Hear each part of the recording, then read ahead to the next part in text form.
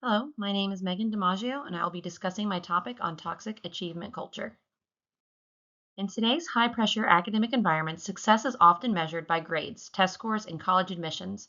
While striving for excellence can be motivating, it becomes harmful when students begin to equate their self worth with academic performance. This presentation explores the growing issue of toxic achievement culture, its causes, consequences, and how educational research can help us create healthier, more balanced learning environments. Toxic achievement culture refers to an environment where students feel their value is defined solely by academic success, which is grades, test scores, and college admissions. It's a mindset that prioritizes performance over well being, and it's especially prevalent in high achieving schools. Instead of fostering curiosity and growth, this culture creates fear of failure, chronic stress, and a constant need to prove oneself. Students began to believe that anything less than perfection is unacceptable. And for many, especially those from communities with strong cultural expectations around success, this pressure can become overwhelming. This isn't just about working hard, it's about a system that equates achievement with identity. And when students internalize that message, the consequences can be devastating.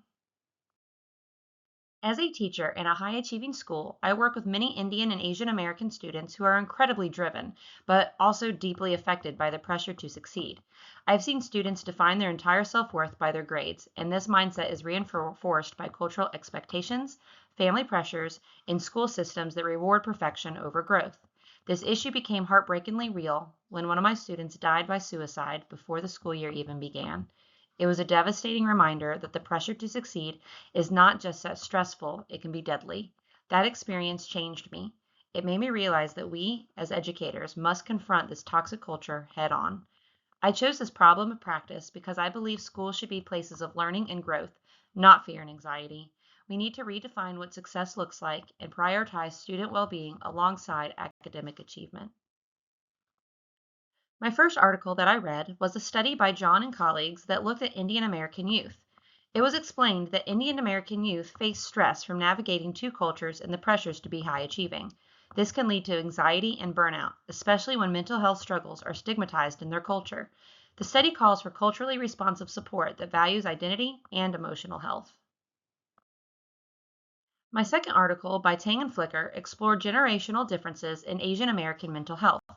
US born students reported more emotional distress, while first generation students may underreport due to stigma. Achievement pressure and identity conflict deepen these struggles.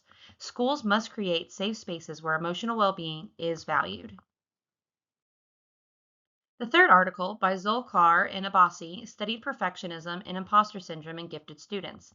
Multicultural youth often feel pressure to succeed for their families and communities. This can lead to anxiety, avoidance, and depression. Early recognition and culturally sensitive support are key to helping students manage stress. The fourth article, by Helpser and colleagues, studied gifted students in high achieving schools. They found that academic and social pressures like competitive grading and lack of cultural awareness can lead to stress and isolation. Students with ADHD, LGBTQ identities, or multicultural backgrounds often felt misunderstood or excluded. Supported teachers made a difference, helping students cope and stay motivated. This study reminds us that gifted students aren't immune to mental health challenges. We need to create inclusive environments that recognize their vulnerabilities and support both achievement and well being.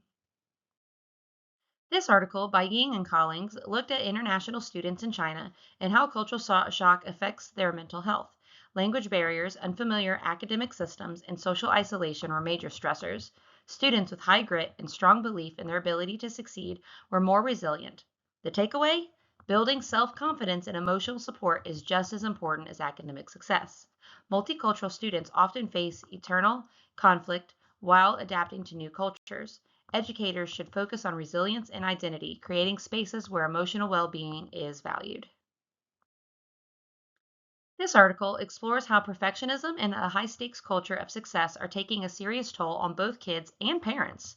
Socially prescribed perfectionism, where students feel they must meet others' expectations, is rising fast and is linked to anxiety, depression, and even suicidal thoughts.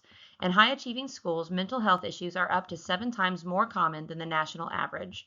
Parents also feel immense pressure, often believing that their child's success reflects their own worth. The article emphasizes the importance of helping students feel they matter beyond their achievements. offering a powerful antidote to this toxic culture. This meta-analysis examined how different types of perfectionism relate to academic achievement. It found that perfectionistic strivings, setting high personal standards, are moderately associated with better academic outcomes, while perfectionistic concerns, fear of mistakes, and external pressure are linked to poorer performances. The study emphasizes that perfectionism is not inherently harmful or helpful.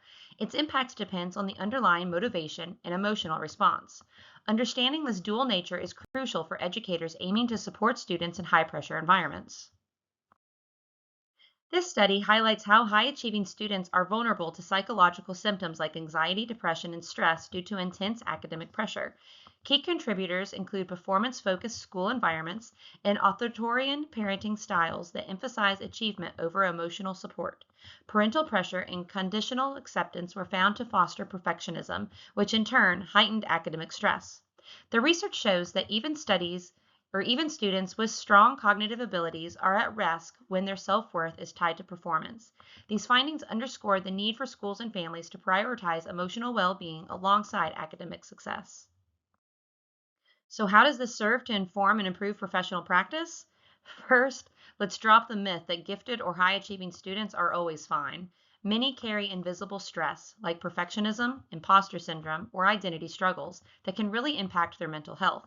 As educators, we need to create spaces where all students feel seen and supported, especially those who are multicultural, neurodivergent, or LGBTQ.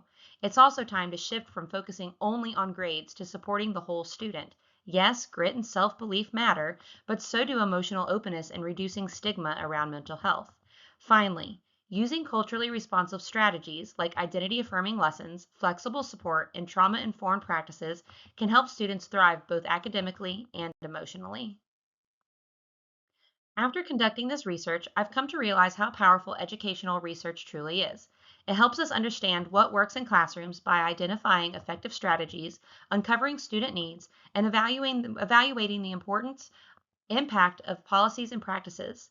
In the context of toxic achievement culture, research has been instrumental in revealing the emotional toll of perfectionism, parental pressure, and academic stress, especially among high achieving and multicultural students. It guides curriculum development, promotes equity, and supports data driven decisions that benefit both students and educators. By bridging theory and practice, educational research empowers schools to innovate, adapt, and create environments where all learners can thrive, not just academically, but emotionally and socially as well. Included in this research are my references that I used.